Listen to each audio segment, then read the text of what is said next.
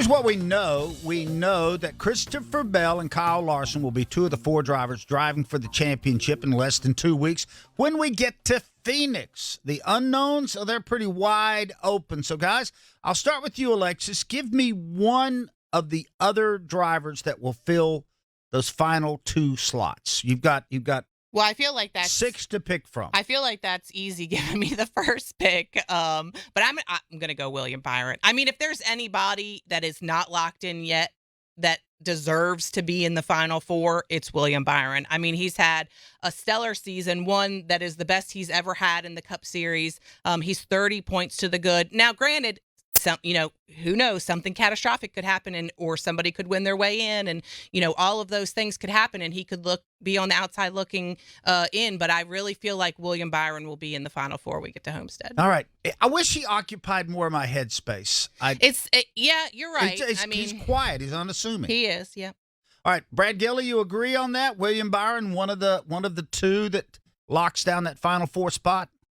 Yeah, wholeheartedly I agree with that one. And then I'm going to take the other driver above the cut line. I don't see anybody pushing their way through at Martinsville Speedway. I just simply don't, because, again, Ryan Blaney has one of the top 4 best average finishes in the next-gen car at Martinsville Speedway. And the drivers who are chasing him right now, with the exception of Tyler Reddick, who is just one spot better than him in terms of that, have not performed very well in the next-gen car since then. So I don't think our championship 4 change after Martinsville Speedway. And one thing we know for sure, that if it comes down to it on the last lap, well, Ross Chastain is the only one who will ever be known as performing the Hail Melon, because that is now an illegal move in NASCAR. So Denny Hamlin, Martin Truex Jr., Chris Buescher, none of those drivers are going to be able to make that move to try and get their way through. All right, so if I'm going by what you guys are telling me, we get the 3 Bs, the Byron Bell combo, yep, and then the 1L, which is Larson. So that's also interesting in the fact to me, Alexis, that only one of these drivers has a championship to their credit, if this plays out as you guys are projecting. Yeah, I mean, it does certainly favor, and I do agree with Brad. I believe that it is going to be Ryan Blaney. I mean, don't get me wrong, I could play devil's advocate, and I could say, well, Martin Truex Jr. is good there. Denny Hamlin is very good at Martinsville, but I also do agree with Brad that I don't think they're going to change hands and move into the Final Four. I think it is interesting, as you mentioned, though, Doug, that it gives us a 75% chance, if that is the Final Four going into Homestead, going, old habits die hard, going into Phoenix, that we could have a new champion, 75% chance. So I think that's very interesting. Brad, I can tell you're ready to pounce on that. He is, yep.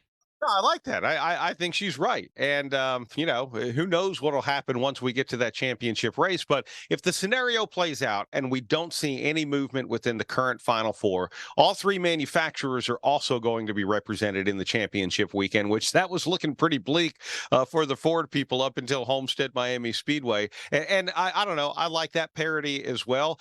And truthfully, I mean, you look at those 4 drivers right now and how competitive that they can be at Phoenix between Christopher Bell, Kyle Larson, William Byron, and Ryan Blaney. I think we actually, with those drivers, have great potential to have a pretty amazing championship race as well.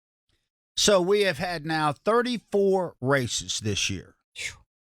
Do you realize 23 of them have been won by the drivers that are still either in the playoffs or playoff eligible? Well, I mean, that's the way it should be.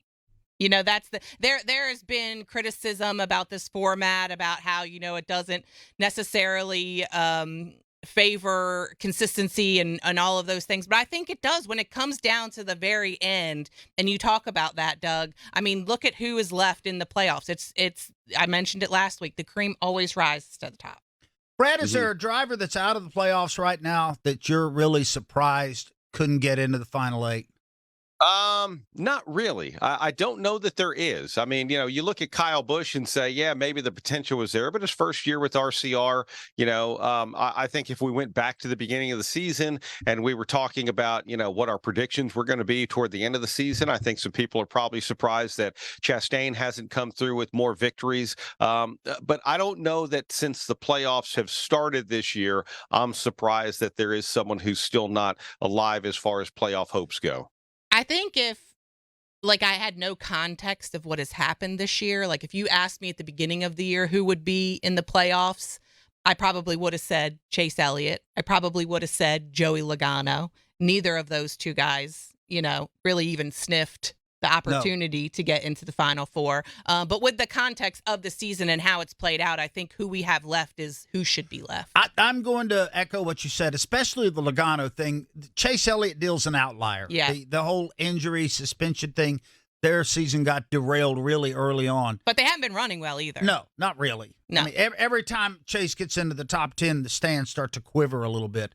But for Joey Logano, he comes out, he wins Atlanta, and then we've not heard from him. Yeah. Yeah, I mean, I agree. I think that's, who knows exactly what's going on there. I think they've run a little bit better since the playoffs started, but certainly not in the way that they need to be able to advance to the Final Four. In those summer months, they were rough for that team. So, Brad, is there an outlier left? Is there a person in the Final Eight that you're going like, how'd that happen? Well, I don't think any of us would have thought Chris Buescher would have been in the Final Eight and still having a shot, albeit you're going to have to go out there and win this Sunday at Martinsville to make the championship round. And I think when Chris Buescher got that first win, we were like, you know what, that's pretty cool. Hey, he won the year before. And then he got the second win, and then he got the third win. And then all of a sudden, by the third win, especially with it being so close to the playoffs, there were people going, I'm going to put Chris Buescher in my championship 4. But, they've just sort of, fell down by comparison, especially probably over the last 4 or 5 weeks. But I think it's really cool that they're still there. But I think that was definitely unexpected. I don't think people had that on their bingo card. Exactly. And good on him. He becomes a household name. He's from Texas, by the way. But what's I think, the population there? 30,000 people. Where? Prosper. Yeah. Prosper. The Dallas North Tollway ends at Prosper. It's not some tiny little country hamlet. It's not a little. Yeah.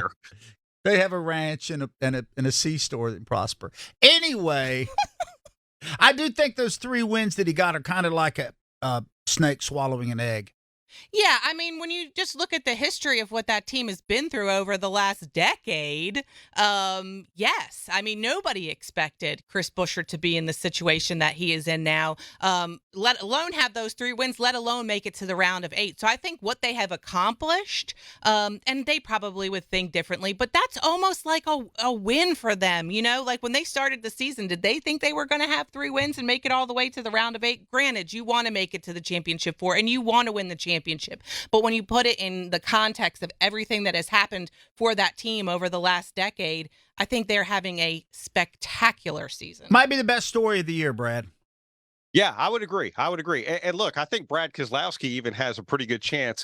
We talk about who could win their way through this weekend.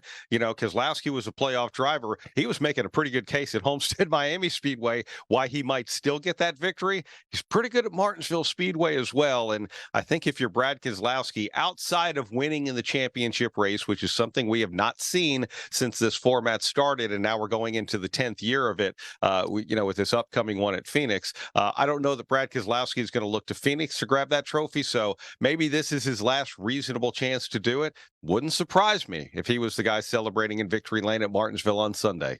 I bet Brad would love to play spoiler. Gotta learn to close, though. Yeah, man. They're a 2/3 race, and then somewhere near the final third of the race, that car always seems to slip toward the back.